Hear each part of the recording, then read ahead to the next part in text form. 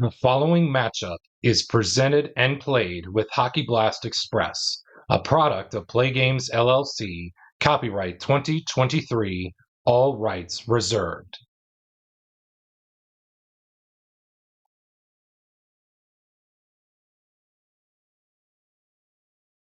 And welcome back, everybody, to the channel as we get set for another time frame matchup in this 1976-77 Montreal Canadiens Gauntlet Challenge.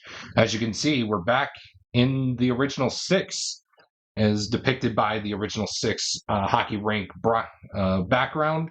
And today, we have none other than the 2022-23 Boston Bruins, another rivalry matchup in this Gauntlet Challenge for the sorry, I forgot to put the games counter there for the Habs. As you guys can see, a new time frame, a new day. The opponents featured is the 22-23 Boston Bruins. And let's get right into it. Your starting goaltenders are Linus Ullmark going for the Bruins. And for the Habs, we have Ken Dryden in net. So no change to either players. To the visiting goalies' play save, shot save, stars. You can expect this to be an all-out knockdown, drag them out, dogfight here as we get set for Game 1 of this time frame. Let's see who between the Bruins and the Habs will take another round in this 1976-77 Montreal Canadiens Gauntlet Challenge. And it looks like the referee is getting set to drop the puck, and he's about to. Let's get right into it. Will the clock operator please start the clock? And the puck has been dropped, and we are going to begin with a visitor scoring chance of a 41. Visitor player in 4 creates a goal with a quality roll of hit or ace triangle. Charlie McAvoy is in the 4th spot. He does not have hits, and he does not have a triangle. He has a square, so nothing will come up there for that.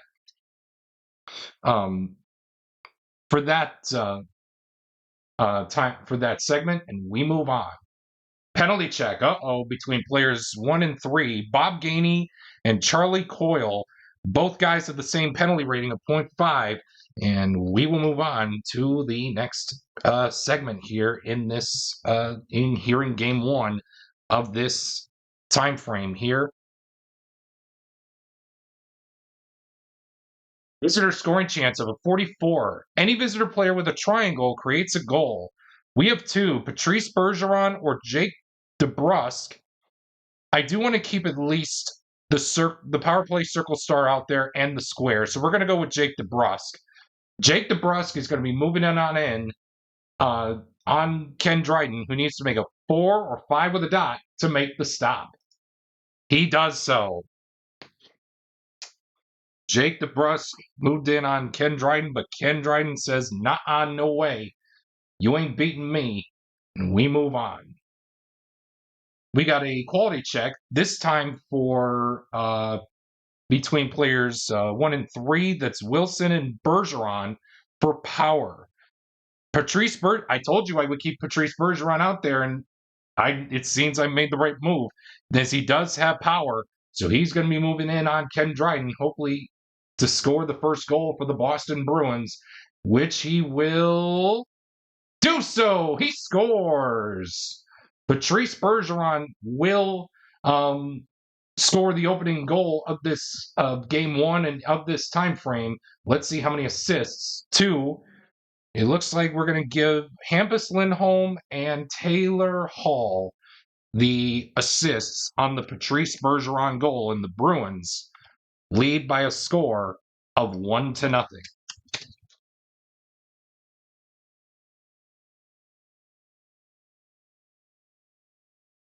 And look at this. The hothead, Brad Marchand, is out on the ice.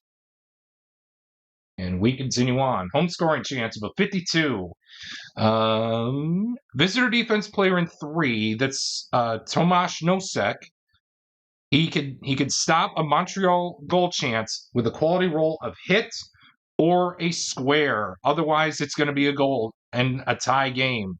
Oh, and unfortunately, Nosek does not have hit, and he does not have a square. So therefore, it will be a goal for the Habs as the game is tied at 1. Let's figure out who scored the goal.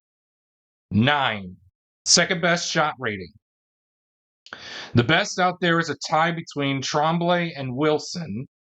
The second best is a tie between Jarvis and Mario Tremblay and Larry Robinson, I should say, are the best. The second best is a tie between Jarvis and Wilson. I think we're going to keep Jarvis out there because of the square and the circle. So we're going to give the goal to Maury Wilson. The assist is 1 assist. Larry Robinson will take the assist on the Maury Wilson goal, and it's tied up at 1 apiece.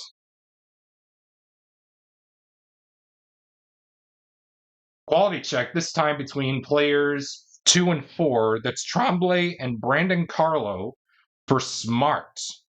Neither of them have Smart, and that's going to do it for the first period. And after 20 minutes in the books of hearing game 1, the score is deadlocked at 1 apiece. We begin the second period with a quality check between anybody on the ice for the Habs and player 2, that's Garnet Hathaway for the Bruins, and we're looking for power. Pick your poison between Shutt, Roberts, Jarvis, and Shutt, Roberts, Savard, and Nyrop. As Hathaway does not have power, they could either tie or go for it. They go for it. Oh my goodness, they're going to tie. So it looks like Doug Jarvis will be the lucky contestant to face him, as neither of them have power. And we move on to the next segment here in this one.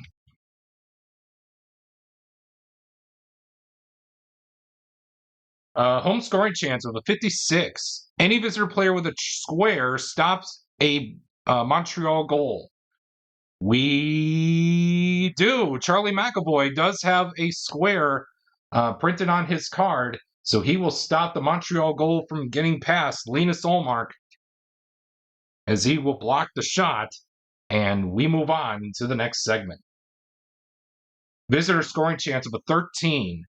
Home goalie must make play save, otherwise it's a goal. So Ken Dryden needs to make a 4 or 5 with a dot to make the save. He will do so. Nobody flips, and we move on. Penalty check between anybody on the ice for the Habs against player number 1. Oh, yes. Brad Marchand's going to go to the box. Anyway, but for you Boston fans, unfortunate. So it looks like pick your poison between anybody who's going to take it. I think we'll go with Steve Shutt, as Brad Marchand will go to the box as Shutt moves in on Linus Ullmark for a power play goal opportunity. Ullmark needs to make a 1, 2, or 3 to make the stop. He can't, and the Habs will score a power play goal thanks to Steve Shutt. Let's see how many assists. We're handing out 2 assists on the goal. Jacques Lemar and I think we'll go with Serge Savard. So Shutt from Lemar and Serge Savard will be your power play goal scoring stat line for that Steve Shutt power play goal.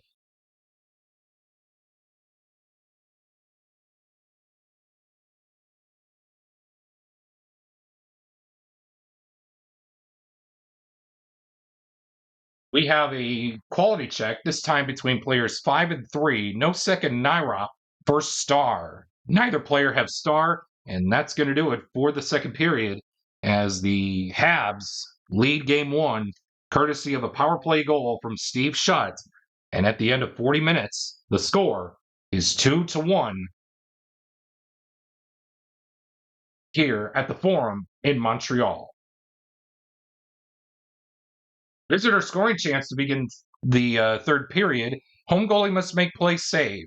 And I rolled a 13, which means home goalie must make play save. Ken Dryden needs to make a 4 or 5 with a dot to do so. Oh, 5 blank. Tie game. The Boston Bruins score the goal. Let's see who scored it. 2. It's going to be the 4th best shot rating. So the best is David Pastrnak. The second best is a tie between Coyle and Bertuzzi. And oddly enough, the 4th best is going to go to either Carlo or Forbort. Dot, it's going to be Carlo. And it'll be Forbort. So Derek Forbort will score the game-tying goal. And how many assists? 2. I do want to keep Pastrnak out there. So we'll give it to Bertuzzi and Coyle. So Forbort from Tyler Bertuzzi and Charlie Coyle are your stat line for that game-tying goal to start the 3rd period.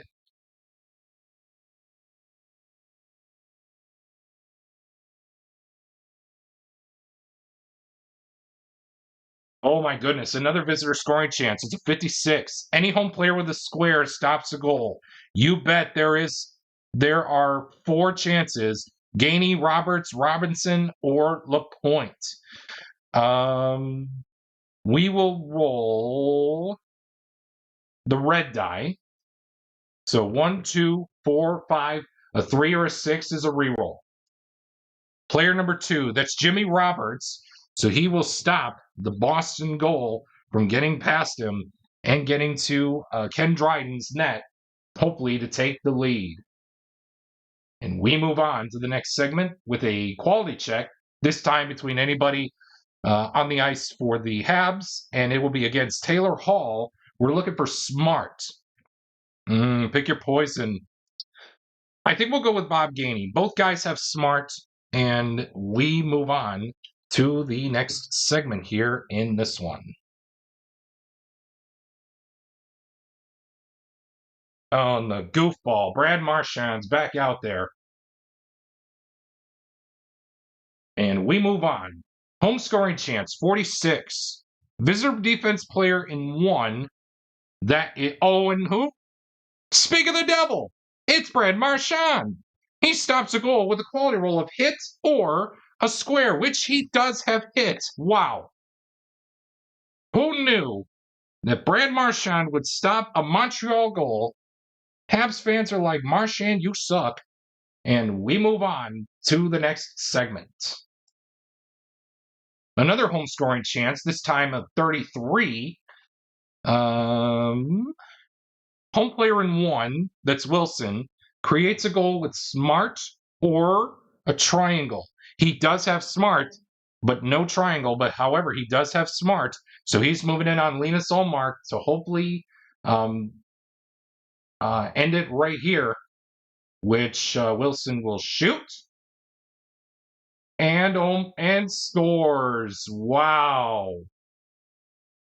So Maury Wilson will score the goal. Let's see how many assists we're giving out on the play. 2.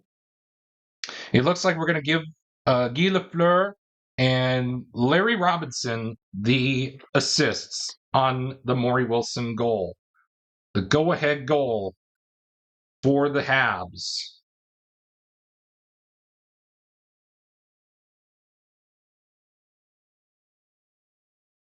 And we continue on here in this segment with another home scoring chance. Oh my goodness. It's going to be a 42. So visitor player, excuse me, home scoring chance. My fault. 42 reads, any home player with a triangle creates a goal. Who knew? Shutt, Mahovlich, or Guy Lapointe will be one of those guys scoring the goal. Here's what we'll do. We'll roll the red die. 1, 2, 3, 4, 5, 6.